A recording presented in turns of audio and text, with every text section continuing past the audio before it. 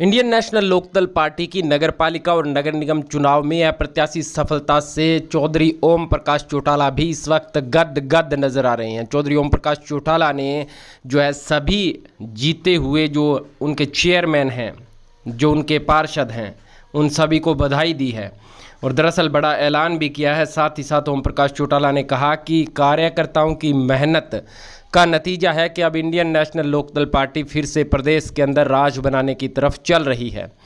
उन्होंने सभी कार्यकर्ताओं का धन्यवाद किया और कहा कि इंडियन नेशनल लोकदल पार्टी का जो परिवार है वो लगातार मेहनत कर रहा है। इतनी विपत्तियां आने के बावजूद वो एकजुट खड़ा रहा और चट्टान की तरह हर मुसीबत का सामना करता रहा और अब फल पाने का वक्त आ गया है। साफ तौर पर ओपी चौटाला ने कहा कि मेरी हालात को देख करके आप घबराइए मत, आगे बढ़ते जाइए, हम सब मिल करके इस हरियाणा प्रदेश को विकास के पथ पर ले करके जाएंगे। वहीं आपको बता दें अभय सिंह चौटाला ने भी जो उनके चुने हुए पार्षद और चेयरमैन हैं उनको बधाई दी और उनसे मुलाकात की।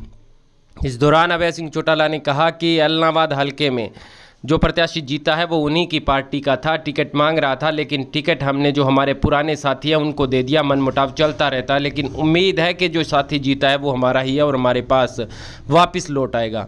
इसके बाद अभय सिंह चौटाला ने कहा कि जिस प्रकार से ओम प्रकाश चौटाला के नेतृत्व में लगातार इंडियन नेशनल लोकदल पार्टी का कार्यकर्ता बिना किसी डर और घबराहट के साथ लगातार जनता के बीच जा कर के मैदान में कार्य करता रहा और उसका फल, उसका नतीजा अब हमें मिला है कि जो इनेलो का एक विधायक होते हुए हमने अभूतपूर्व सफलता हासिल की है। भले ही एलनाबाद हलके में हमारा प्रत्याशी हार गया है लेकिन बहुत से ऐसी जगह हम दूसरे नंबर पर रहे और बहुत सी ऐसी जगह जहां इनेलो का समर्थित प्रत्याशी चुनाव जीता है।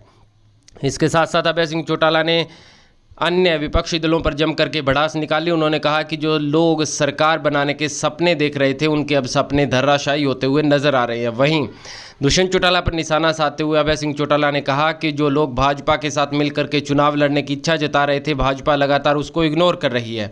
अभय सिंह चौटाला ने कुछ दिन पहले एक बयान दिया था कि ये ऐसी पार्टी है जब तक भाजपा इनको निकालेगी नहीं ये निकलेगी नहीं, और जिस प्रकार से अब चुनावी नतीजे आए हैं कहीं ना कहीं भाजपा और इनेलो और आम आदमी पार्टी सेटिस्फाई है कि उनको वोट परसेंटेज बढ़ा है। लेकिन जेजेपी और इसके अलावा भूपेंद्र सिंह हुड्डा थोड़े से इस वजह से हाशिए पर है चूँकि भूपेंद्र सिंह हुड्डा ने या उनके प्रत्याशियों ने सिंबल पर चुनाव नहीं लड़ा, जिसकी वजह से बताया जा रहा है जो निर्दलीय प्रत्याशी ज़्यादातर भूपेंद्र सिंह हुड्डा खेमे के हैं। लेकिन ऐसा नहीं है, बहुत से नेताओं के समर्थित प्रत्याशी भी जीते हैं।